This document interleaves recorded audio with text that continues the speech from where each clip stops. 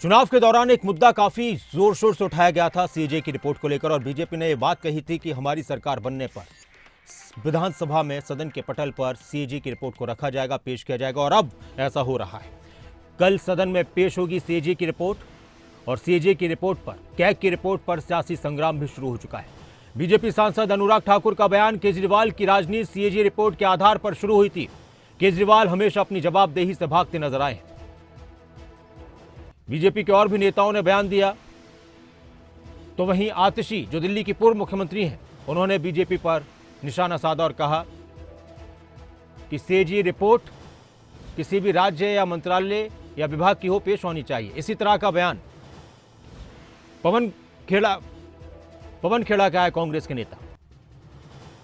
उन्होंने कहा कि यही लोकतांत्रिक व्यवस्था है, ऐसा होना चाहिए। क्यों परंपरा को बदला जा रहा है? हमारे वक्त में भी सीएजी रिपोर्ट पेश होती थी।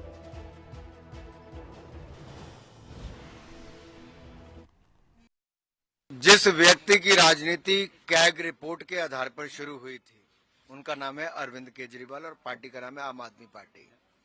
वो स्वयं अपनी जवाबदेही से भागते रहे, न जनता को जवाब दिया, न मीडिया को दिया, और जब कैग की रिपोर्ट आई तो विधानसभा में भी जवाब देने से भागते रहे। अब जनता ने उनको बाहर का रास्ता कर दिया है, हरा दिया है, और अब हमारा ये दायित्व बनता है कि भारतीय जनता पार्टी की चुनी हुई सरकार उस कैग रिपोर्ट को विधानसभा में लाए, उस पर चर्चा कराए और देश की जनता के सामने केजरीवाल जी के भ्रष्टाचार को बाहर लेकर आए। मैंने भारतीय जनता पार्टी की सरकार की शपथ ग्रहण से पहले ही ये भविष्यवाणी करी थी कि भारतीय जनता पार्टी की सरकार कोई ना कोई बहाने जरूर बनाएगी काम ना करने के, अपने वादे ना पूरे करने के। जब अरविंद केजरीवाल जी दिल्ली के मुख्यमंत्री बने थे तब 30,000 करोड़ का दिल्ली का बजट था, लेकिन तब भी अरविंद केजरीवाल जी ने मुनाफे की सरकार चलाई। फ्री बिजली दी, फ्री पानी दिया, अच्छे स्कूल दिए, अच्छे अस्पताल दिए, फ्री बस यात्रा दी, फ्री तीर्थ यात्रा दी।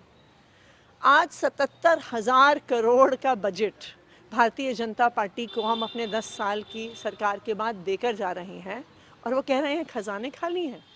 तो ये बिल्कुल साफ है, कमी पैसे की नहीं है, कमी नियत की है। पिछले 10 सालों में इस विधानसभा सत्र के बहाने से अराजकता, मनमानी और मैं कहूं तो एक तानाशाही का रवैया अपनाया गया था। लोकतंत्र की सबसे बड़ी ताकत होती है सार्थक बहस, और मुझे उम्मीद है कि अब दिल्ली की मुख्यमंत्री श्रीमती रेखा गुप्ता के नेतृत्व में सही मायनों में इस विधानसभा में सार्थक बहस भी होगी और दिल्ली के विकास को लेकर चिंता भी होगी। और विपक्ष से भी मैं अपील करता हूं कि अब उस अराजक मानसिकता से निकलें और दिल्ली की सरकार के साथ मिलकर काम करें, क्योंकि ये दिल्ली की विधानसभा ऐतिहासिक विधानसभा है। भाई, सीएजी रिपोर्ट्स किसी भी राज्य की हो, केंद्र सरकार के किसी भी मंत्रालय विभाग की हो, टेबल होनी चाहिए। यही लोकतांत्रिक व्यवस्था है। उस लोकतांत्रिक व्यवस्था को हमने देखा कि केंद्र सरकार में नरेंद्र मोदी ने भी पूरी तरह से डिस्टर्ब किया और राज्य में यहां अरविंद केजरीवाल की सरकार ने भी किया। जो परंपरा थी उसको क्यों बदला जा रहा है? हमारे वक्त सीएजी रिपोर्ट्स टेबल होती थी, लगातार होती थी। उस वक्त की संख्या सीएजी रिपोर्ट्स की और आज की संख्या सीएजी रिपोर्ट्स में भारी कम हो गया है। क्यों हुई है कमी, वो क्यों आई है?